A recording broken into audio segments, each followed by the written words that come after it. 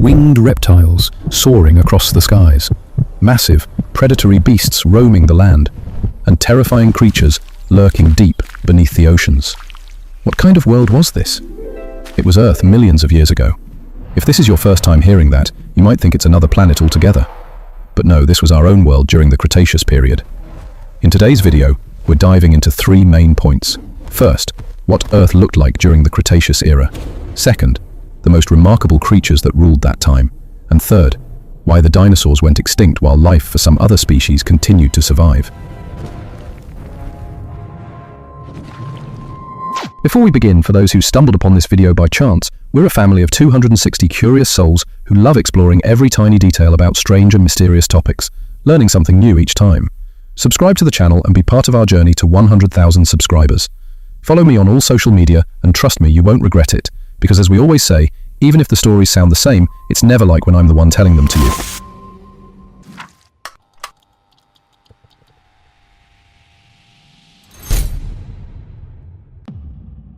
The Cretaceous period was one of the great eras of the Mesozoic age, coming right after the Triassic and Jurassic periods. It was the golden age of dinosaurs, which isn't surprising since it was the longest of the three, lasting an astonishing 79 million years. More than enough time for life to evolve and transform in incredible ways. The Cretaceous is divided into two main parts. The early Cretaceous, from about 145 million to 100 million years ago. The late Cretaceous, from 100 million to 66 million years ago. During both phases, Earth saw many evolutionary branches. Overall, the Cretaceous period was characterized by a warm climate, generally hotter than today, but not as extreme as the Jurassic. This warm environment led to the rise of flowering plants, higher sea levels, and widespread shallow inland seas, which became habitats for countless marine reptiles and primitive creatures. And if you're wondering why it's called the Cretaceous, the answer lies in the chalky deposits found mainly in Europe. These massive chalk layers built up over millions of years from marine sediments gave the period its name, derived from the Latin word creta, meaning chalk. Now let's talk about the continents. Before the Cretaceous, Earth's landmass was joined together in one giant supercontinent known as Pangaea. But by the beginning of the Cretaceous, Pangaea split into two: Laurasia in the north, Gondwana in the south. By the end of the Cretaceous, the continents had nearly reached their modern positions, except that India, after breaking away from Africa, hadn't yet collided with Asia, and Australia was still attached to Antarctica. You might ask, why did the continents move apart? The answer lies in the theory of plate tectonics, which explains continental drift, the slow but powerful movement of Earth's plates. And believe it or not, the concept of drifting continents was first proposed as early as the late 15th century. Now that we understand the basics of the Cretaceous world, let's dive deeper into the age of dinosaurs and meet some of its most fascinating inhabitants. At the beginning of the Cretaceous, many herbivorous dinosaurs appeared, paving the way for their stronger descendants later on. These massive creatures dominated the late Cretaceous, species like the sauropods, the long-necked giants, and the ornithopods, which ranged from small to enormous in size. There were also the ceratopsians, the horned dinosaurs, and the theropods, the mighty predators. Of course, the Cretaceous was home to countless species, far too many to cover in one discussion. So let's highlight some of the most notable, and even a few that many people have never heard of. We'll start with an unusual small dinosaur from the early Cretaceous called Archaeoceratops. As its name suggests, it belonged to the ceratopsian family, the same group as the famous Triceratops. Though it was only about 1.5 meters long, it is considered one of the earliest ancestors of the horned dinosaurs. The name Archaeoceratops means ancient horned face. Even though it didn't actually have prominent horns, it had bony projections on the sides of its skull, a primitive feature that later evolved into the iconic horns we recognize. Another distinctive trait was the spiked tail, which, while not particularly effective for defense, made it visually striking. Despite being relatively fast, this little dinosaur was often easy prey for larger predators, unlike its much stronger descendants, which would dominate the later Cretaceous world. We begin with the Supersaurus, and yes, that's its real name, not something I made up. Let's find out why this dinosaur earned the title of one of the largest creatures to ever walk the Earth during the early Cretaceous period. The Supersaurus, often called the super lizard, was a massive giant weighing up to 40 tons and stretching over 35 meters in length. Don't be shocked by its enormous size just yet. There's another dinosaur coming up that's even bigger. When the Supersaurus was first discovered in the United States, there hadn't yet been any fossils of larger dinosaurs found, so scientists were stunned by its colossal bones and decided to name it Supersaurus, literally meaning the super lizard. Speaking of sauropods, let's shift to another interesting one, the Nigersaurus. And just to clarify, especially for my viewers from Tunisia and Algeria, the Nigersaurus lived during the early Cretaceous as well. What makes this relevant is that fossils of Nigersaurus were actually discovered in North Africa, including Tunisia and Algeria. which is why we had to mention it. Now, if you're wondering about the famous Ankylosaurus, it's worth noting that before it appeared, there were many armored dinosaurs smaller in size, but sharing similar defensive traits. They came in various shapes and forms, but they all had protective armor plates, whether their shields looked like this or this. Among them, one dinosaur really stands out, the Sauropelta. It had incredibly strong armor, lined with long side spikes, giving it a fearsome appearance. It weighed around 2 tons and measured roughly 5 meters long, making it one of the largest members of the Nodosauridae family, relatives of the Ankylosaurs. Next up, one of the most famous herbivorous dinosaurs in history, the iguanodon. You probably recognize the name from Disney's dinosaur movie. Remember Aladar, Kron, and the herd? Yep, those characters were based on the iguanodon species. This dinosaur belonged to the ornithopod family, weighing up to 4 tons and reaching lengths of 10 meters. What made the iguanodon unique was its ability to walk on both 2 and 4 legs, standing upright to see above tall vegetation, or dropping to all fours to move faster. Because it was one of the first dinosaurs ever discovered, scientists spent many years studying and reconstructing it until they reached the accurate version we know today. Those were some of the remarkable dinosaurs from the early Cretaceous. Now, let's move forward to the Middle Cretaceous and meet a few more incredible giants. First, we have the Egyptosaurus, and as its name suggests, it has a direct connection to Egypt.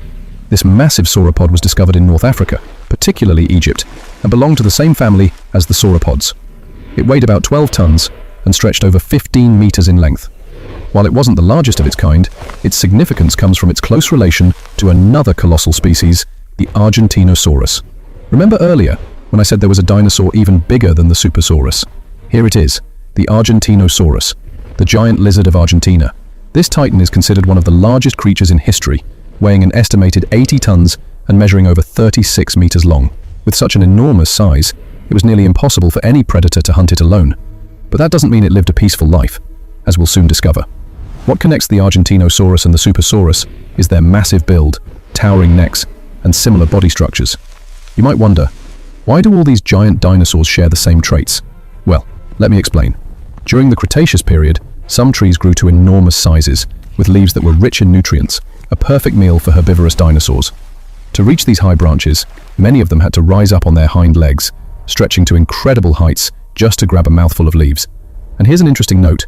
Scientists are currently studying a newly discovered dinosaur that might actually surpass Argentinosaurus in size, potentially taking the title of the largest creature in history. Now let's move on to 3 of the most iconic dinosaurs from the Cretaceous: Triceratops, Ankylosaurus, and Therizinosaurus. These 3 are among the most famous, and I've covered them in detail before, so this time I'll give you a quick summary of each.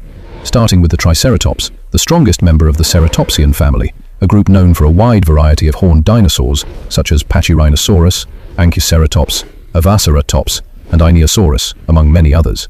Some had 3 horns, others just 1, and their sizes varied greatly. But what united them all was that the moment you saw one, you immediately knew it belonged to the Ceratopsians. For example, if I showed you 3 dinosaur pictures and asked, which one is a Ceratopsian? You'd spot it instantly. See? Easy, right? Next up, the Ankylosaurus, the armored tank of the dinosaur world. A low, 4-legged fortress covered in thick, bony plates and sharp-edged armor, built to withstand even the fiercest attacks. At the end of its tail, it carried a solid, bony club, its main weapon for defense. It's no surprise that this dinosaur was one of the hardest creatures to hunt, and its entire family shared this same, heavily armored design. Now let's talk about the fascinating Therizinosaurus, known for its deadly claws, the longest of any animal to ever exist. Each claw could reach up to 75 centimeters long. These dinosaurs, along with relatives like Dinosaurus, were originally thought to be omnivores, eating both plants and meat. However, as predatory dinosaurs began to dominate the Cretaceous ecosystem, Therizinosaurs adapted to survive, becoming primarily herbivorous, though they likely didn't hesitate to eat small animals when available. Among them, Therizinosaurus is famous for its enormous claws, while Dinosaurus is known for having the largest arms ever recorded in dinosaur history. To close off our herbivore segment, let's mention a lesser-known dinosaur, the Lambeosaurus. This large ornithopod weighed around 4 tons and measured nearly 9 meters long. Its most distinctive feature was the hollow crest on top of its head. In many herbivorous dinosaurs, such unique features were used to attract mates during breeding seasons. But what's strange about the Lambeosaurus is that both males and females had the same crest, suggesting it might have just been a decorative trait with no special function. In conclusion, herbivorous dinosaurs from the early Cretaceous were very similar to those from the late Cretaceous. though generally smaller in size. Interestingly, their smaller bodies often gave them a better chance of survival, since the predators of the early period weren't as powerful or dangerous as those that came later. And of course, whether early or late, small or gigantic, herbivorous dinosaurs were always destined to be prey, because that's simply how the balance of life was maintained in the age of dinosaurs. Among the most fascinating creatures of the Cretaceous period were the pterosaurs.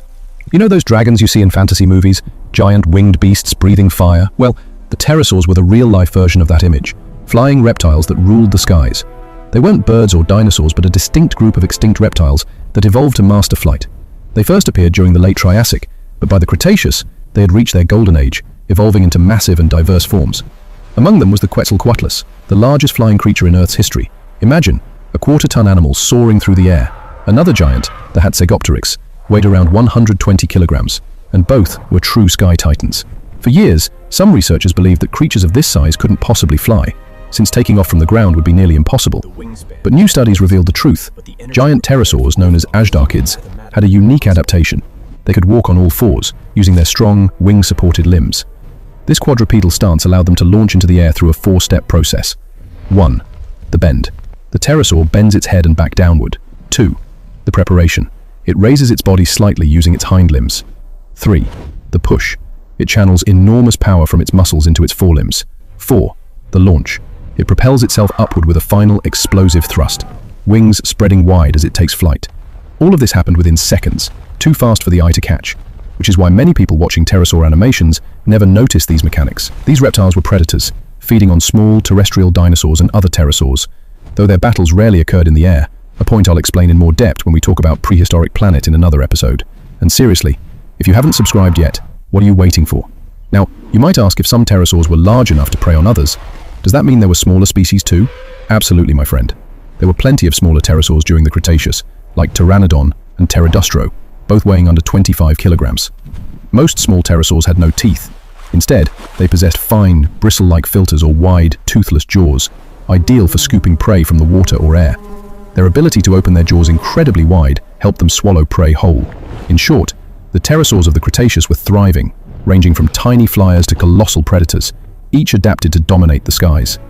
They hunted mostly on land, because their long necks and massive skulls made mid-air combat difficult in some species. The head and neck together made up 75% of their total body length. And now, leaving behind the sky's flying predators, let's descend to the ground to my personal favorite part, and probably yours too, the apex predators of the Cretaceous. At the dawn of this era, carnivorous dinosaurs became incredibly diverse. But two families dominated the land, the Carcharodontosauridae and the Spinosauridae.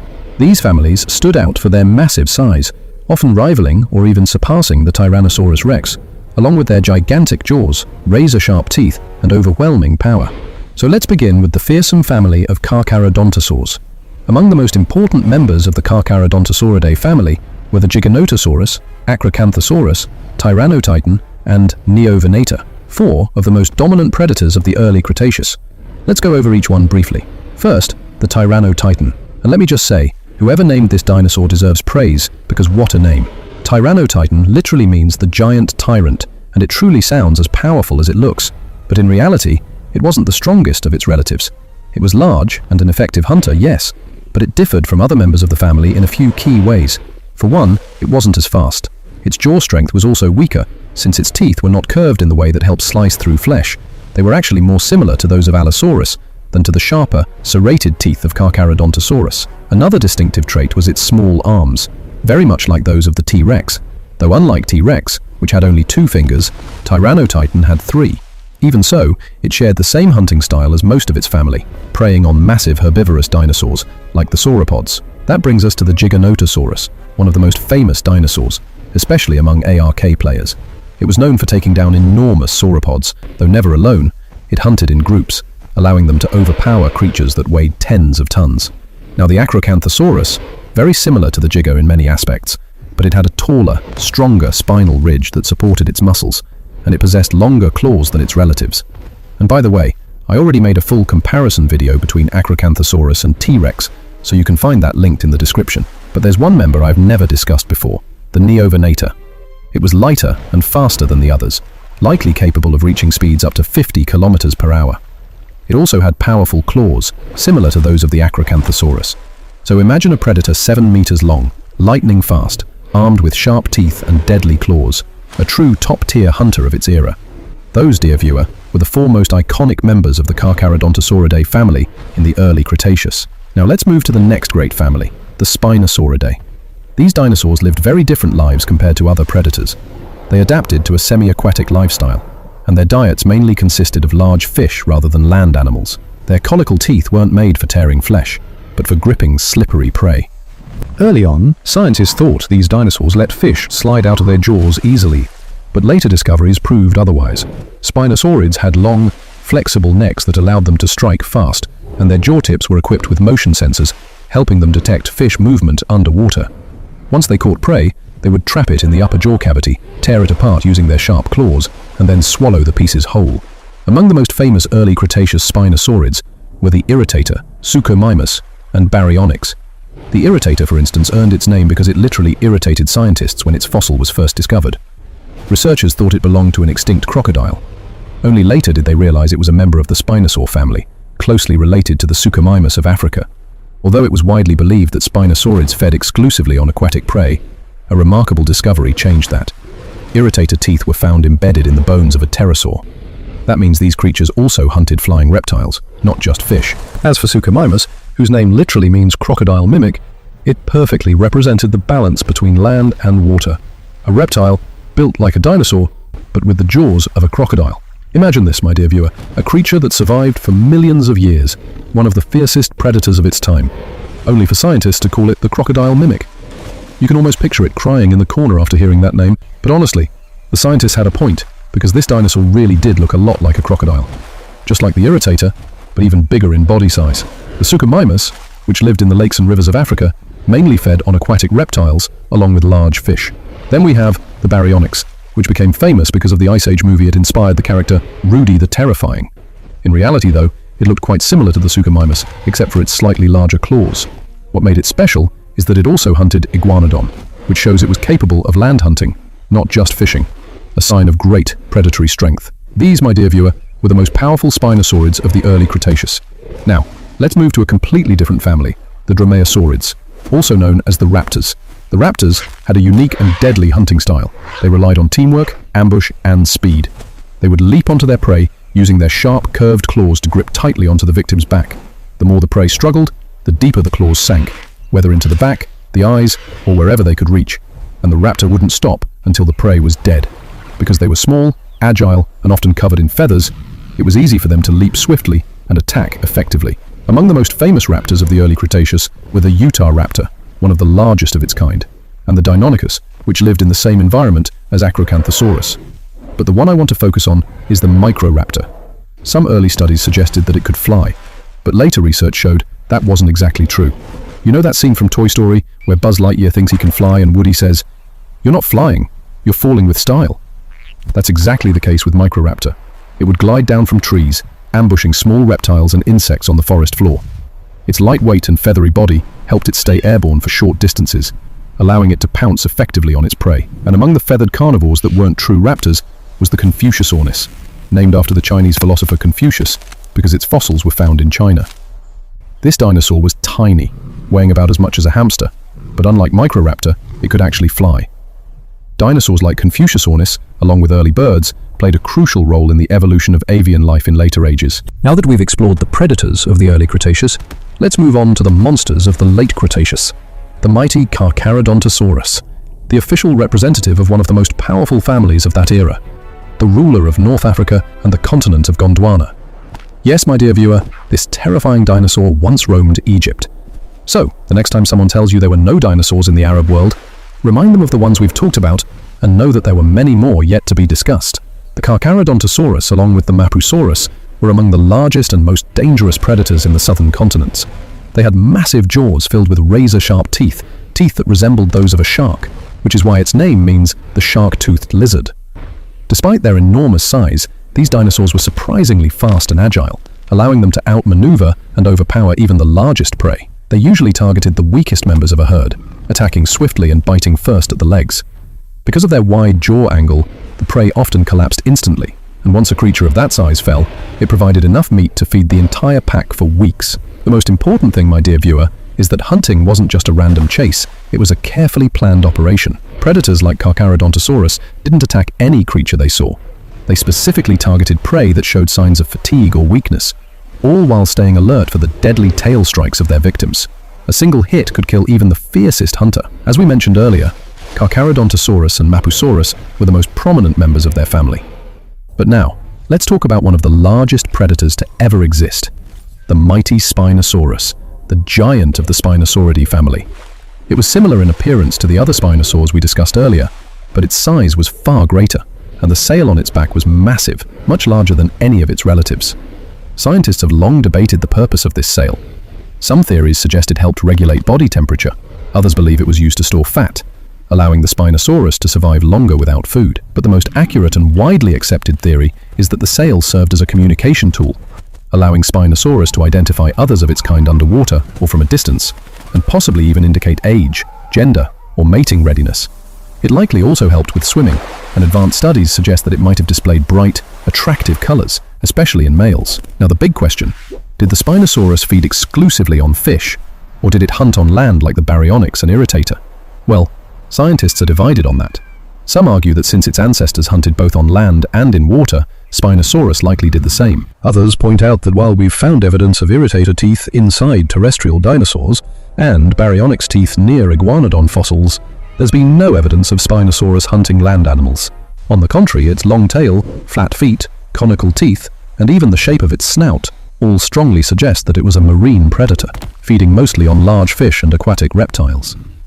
And near the sites where its fossils were found, scientists also discovered remains of marine creatures, further proving that Spinosaurus was a dominant aquatic hunter, occasionally hunting on land, but ruling the rivers and lakes of Egypt and Morocco. Now, moving on to one of the most widespread families of the late Cretaceous, the Abelisauridae. These dinosaurs were medium-sized predators characterized by short arms, distinct skull shapes, and often horns or crests. Among the most famous were Abelisaurus, the family's namesake, Rajasaurus from India, Majungasaurus, the top predator of Madagascar, and of course the globally famous Carnotaurus, a true icon among dinosaurs. There were other members too, like Ecrixinatosaurus, but these four were the most remarkable. Let's go over them quickly. The Abelisaurus had a large head with small teeth and lived in South America, far from the Tyrannosaurus of the north and the Carcharodontosaurus of Africa, but still within the southern supercontinent Gondwana. Because of its relatively smaller size, it wasn't at the top of the food chain, but it was still a swift and dangerous predator. One of its most interesting features was the numerous holes in the top of its skull, called nasal fenestrae. These holes significantly reduced the weight of its skull, which gave the Abelisaurus better balance and agility. Without them, its movements would have been slower, and it likely wouldn't have survived, since its hunting style relied more on speed and maneuverability than on jaw strength. Members of this family mainly hunted smaller animals. Even though some, like Majungasaurus, sat at the top of Madagascar's food chain, they still preferred smaller, easier prey, because that was simply the nature of their lineage. Swift, agile killers, not brute force predators. Unlike Geniodectes, who lived in relatively mild conditions, Rajasaurus survived in one of the harshest environments imaginable, the volcanic lands of Deccan, India. This region was plagued by constant natural disasters, especially massive volcanic eruptions. Yet Rajasaurus managed to thrive there alongside other dinosaurs. We'll explore this environment in much greater detail in the upcoming series, Prehistoric Planet. Now, why does Carnotaurus differ from the rest of the Abelisauridae family? The Abelisaur family is divided into two main branches: the Abelisaurinae, which includes Abelisaurus on its own branch, and the Carnotaurini, which splits again into two groups, one that includes Rajasaurus and Geniodectes, and another containing Carnotaurus and Ecrixinatosaurus. While most dinosaurs in this second branch aren't particularly famous, Carnotaurus stands out as the iconic representative, so much so that its unique horns differ noticeably from those of Rajasaurus and Geniodectes. Like the rest of its relatives, Carnotaurus was a medium-sized predator, built for speed and agility, but it was faster and more athletic than Rajasaurus or Majungasaurus. Even though it's often labeled a secondary predator, Carnotaurus was still a highly efficient hunter, capable of taking down prey both alone and in coordinated groups. Now let's move to one of the most legendary bloodlines in prehistory, the Tyrannosauridae, the family of the kings of the dinosaurs, led by the Tyrannosaurus rex himself.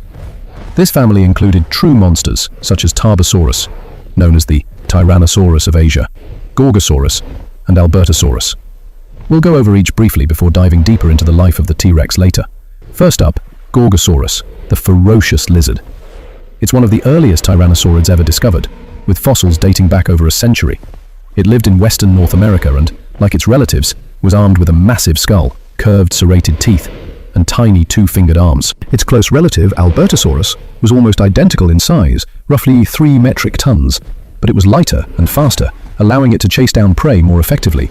Its curved teeth, sharp-edged for slicing through flesh, made it a deadly mid-tier predator. However, both Gorgosaurus and Albertosaurus were considered second-tier hunters, since the top of the North American food chain was dominated by the T-Rex and its kin.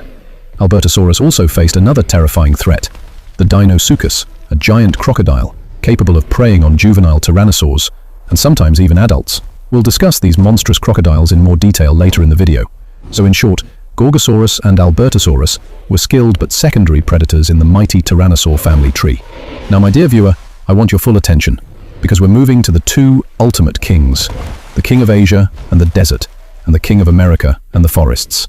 Let's start with Tarbosaurus, the desert tyrant. This colossal predator weighed over 5.5 tons and possessed an enormous skull compared to its body. But thanks to the nasal fenestrae, those openings we discussed earlier, its skull remained relatively light, improving balance and speed. Unlike many predators, Tarbosaurus didn't need to slice meat. Its powerful jaws crushed bones directly. Living in a harsh desert environment, it had to make every hunt count. The species was incredibly strategic, often ambushing prey in mountainous or rocky areas where victims could be easily trapped. Once the ambush began, panic would spread through the herd, and success rates for the Tarbosaurus pack were exceptionally high. And now that we've covered the Desert King, it's time to meet the true ruler of the prehistoric world, the Tyrannosaurus rex himself. Let's dive into the lifestyle of T-Rex, which shares many traits with Tarbosaurus, but with some notable improvements.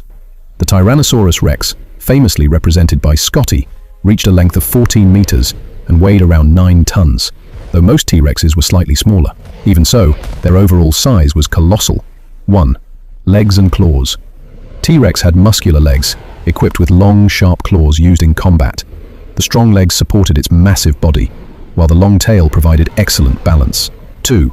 Jaw and hunting technique. Unlike many predators, T-Rex didn't have knife-like teeth designed for slicing flesh, nor did it use the tearing method favored by Carcharodontosaurus. Instead, it had powerful jaws built to crush bone. A single bite could kill instantly, leveraging the strongest muscles of any terrestrial animal in history. Because of this approach, T-Rex didn't target enormous prey in the same way as Carcharodontosaurus. Using a single bite to subdue massive herbivores would have been extremely risky. Instead, it relied on strategy, strength, and precision. 1. Hierarchy and family hunting. Adult T-Rex occupied the top of the food chain. Adults, first-tier predators, unparalleled in strength. Juveniles, second-tier hunters, smaller, faster, and more agile. Other predators could rank as second-tier or third-tier depending on size and strategy. 1. Growth and development. T-Rex took around 18 years to reach adulthood. Juveniles were fast, agile, and had underdeveloped jaws, relying on slicing rather than crushing. Once mature, T-Rex could dominate large herbivores, with the adults planning hunts and juveniles assisting, often herding prey towards the parents. A solitary adult T-Rex would struggle against massive herbivores like Triceratops or Ankylosaurus, highlighting the importance of cooperation and social intelligence. Now, moving on to the Dromaeosaurs, raptors of the late Cretaceous. We won't go into every detail since we already covered general raptor behavior, but here are the main types. Achillobeta, Velociraptor, Falcarius. Note, Falcarius is often misrepresented in films like Jurassic World. Another interesting group is the omnivorous dinosaurs, small to medium bipedal dinosaurs with feathers, high speed, and sometimes mistaken for early ostrich-like birds. Despite their similarities to modern birds, these were true dinosaurs, not mere ancestors of modern flightless birds. In short, the late Cretaceous featured a diverse predator ecosystem. T-Rex dominated with power and strategy. Raptors excelled in speed and agility. Omnivores filled ecological niches with versatile diets and feathered adaptations. Would you like me to continue with a detailed breakdown of T-Rex hunting strategies versus different herbivores next? Let's highlight the most notable types. Ophiraptor, one of the most famous omnivorous dinosaurs, and Conraptor. Most dinosaurs in this family were opportunistic thieves, waiting for the mother to sleep before stealing the eggs. Now, after covering herbivorous and carnivorous dinosaurs of the Cretaceous, let's summarize their lives in 3 points. 1. Predators weren't villains. Movies often portray them as evil because they hunt herbivores. In reality, hunting was just part of life. They weren't evil. 2. Hunting mostly failed. About 90% of hunts failed. Not all predators hunted in groups. Some hunted alone, which lowered their success rate. Hunting smaller dinosaurs was easier, while larger prey posed higher risk. 3. Herbivores were strong. Many, like Triceratops, Ankylosaurus, Tarbosaurus, and giant sauropods, were extremely powerful. Alone or in groups, their chances of being attacked were low, and they could even Finally, let's move to extinct crocodiles, which also fed on dinosaurs. Modern crocodiles are known as the largest predatory reptiles, especially saltwater crocodiles. Over time, crocodiles evolved into many forms. Cretaceous crocodiles were massive predators that hunted both herbivorous and carnivorous dinosaurs. The first notable species, Machomosaurus rex, the giant Tunisian crocodile. Fossils discovered in the Tunisian desert show it was the largest marine crocodile in history, reaching 10 meters in length and 3 tons in weight. This discovery revealed that northern Africa was once submerged in water. Next, Aegisuchus, the Moroccan crocodile, had a unique elongated flat skull with many teeth. Paleontologists suggested it hunted like a heron and named it the shield-headed crocodile. Let's cover the next group of Cretaceous predators, starting with Stomatosex. Unlike the previous crocodile that may have hunted like a heron, this one truly did. It had an upper jaw full of teeth, but the lower jaw had none, allowing it to scoop in huge amounts of water and trap any living creature within it. Next is Deinosuchus, the giant crocodile that challenged North American dinosaurs. While it fed on marine creatures, it preferred herbivorous dinosaurs. With its massive teeth and powerful neck muscles, it could kill the largest herbivores. Deinosuchus was a real-life apex predator, comparable to modern crocodiles but far more terrifying. Then comes Sarcosuchus, the largest extinct crocodile ever. Weighing over 9 tons and reaching up to 12 meters in length, it ruled northern Africa, especially Egypt, at the top of both aquatic and terrestrial food chains. Its bite force surpassed even that of Tyrannosaurus rex, and it would consume anything with a pulse: fish, crocodiles, dinosaurs, anything that moved. In short, Deinosuchus and Sarcosuchus were kings of the crocodiles. Deinosuchus in North America, Sarcosuchus in northern Africa. Their hunting methods were similar to modern crocodiles, lying in wait silently in the water and striking with explosive force once prey approached. For Stomatosex, it remained still with its jaw open and submerged in water, snapping shut instantly when it sensed movement. Now, moving on to mammals and birds, the Cretaceous flowering plants fueled incredible diversification. The spread of fruits supported mammal diets and attracted countless insects. Mammals, which first appeared in the Triassic, grew larger in the Cretaceous due to abundant seeds, fruits, and insects. Some shifted from insectivory to hunting small dinosaurs. This era also saw the first mammals giving live birth and nursing their young, unlike the egg-laying ancestors. Birds first appeared in the Jurassic, but flourished in the Cretaceous. Due to their small size, they occupied specific niches and mainly fed on insects, as the skies were dominated by pterosaurs. Thus, we've covered the major terrestrial life of the Cretaceous: dinosaurs, crocodiles, mammals, and birds. Let's dive into the oceans and seas of the Cretaceous and explore marine life.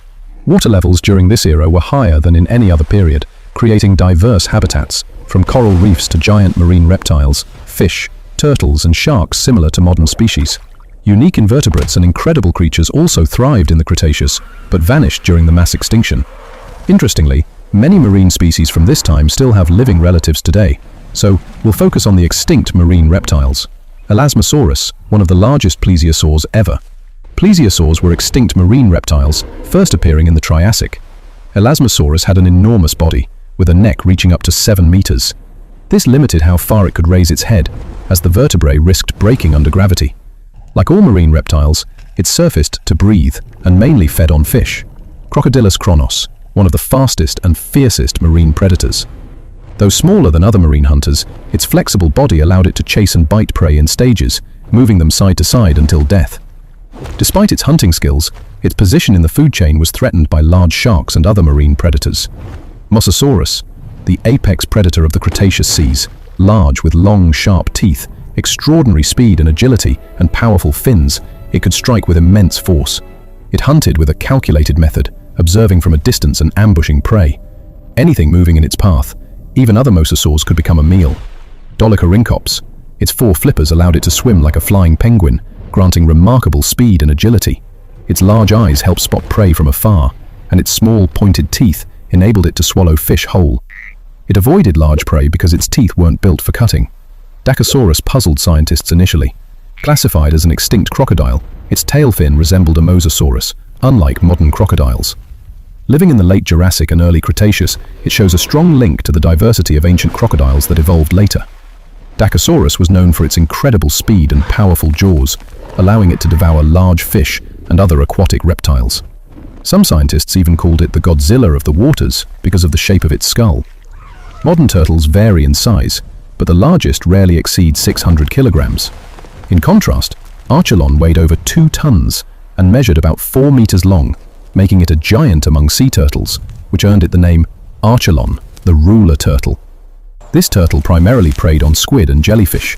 79 million years after the start of the Cretaceous, a comet the size of Mount Everest struck Earth at tremendous speed, releasing energy equivalent to millions of nuclear bombs simultaneously. Debris scattered into the sky, raining down as fireballs. The impact triggered massive earthquakes and awakened dormant volcanoes. Land dinosaurs fled in all directions, seeking escape, while mammals and birds hid in darkness. Within days, 90% of life on Earth was wiped out. Even sky-dwelling creatures could not escape the dense, toxic gases, and plants died from acidic rain. Small herbivorous dinosaurs that survived the initial impact eventually starved as vegetation disappeared, causing the predators that depended on them to die as well. Life on Earth became a living hell. Yet, from this devastation came hope. Hundreds of thousands of years later, the Earth began to recover. Plant roots regenerated, and mammals emerged from their burrows to reclaim and dominate the planet once again.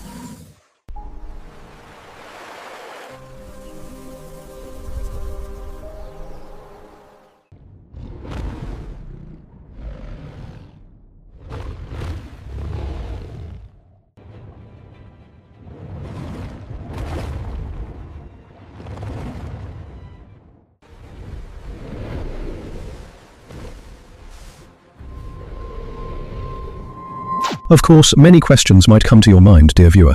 For example, how do we know the comet caused the dinosaur extinction? Where exactly did it strike? How did mammals survive in the darkness while the Earth was devastated? And how did the planet recover after all the catastrophes I mentioned? All of these questions can be answered in a dedicated video about the extinction of dinosaurs. If you're interested, let me know in the comments. The Cretaceous period was unlike any other era Earth has experienced. It was unique in every way, a completely different world from life today. In this video, we experienced the Cretaceous from beginning to end. As I mentioned at the start, dear viewer, if you want to learn more about extinct eras and creatures in general, this channel provides exactly that. If you enjoyed the video, share it with your friends and anyone who loves extinct creatures. Your likes not only encourage us, but also help the video reach a wider audience. And with that, we conclude our journey through the Cretaceous period. See you in part 3, where we'll explore the Jurassic era. Don't forget to hit the bell so you get notified as soon as the video is released. This was Geo with you. Peace. Alright everyone, let's gather for a group photo of the Cretaceous. Great, we have herbivores, predators, and lush green plants. But we're missing something important. Call the Spinosaurus. He's busy. Okay, get the baryonyx. Yes, come here. Perfect. Now we need mammals and small reptiles, and if possible, bring the velociraptor. Yes, just place it here. Oh, and don't forget the Argentinosaurus. Yes, come here. Don't block the others. I just need your neck in the frame. Perfect. Now the photo is complete. All that's left is the comet that wiped everything out. Everyone smile for the camera.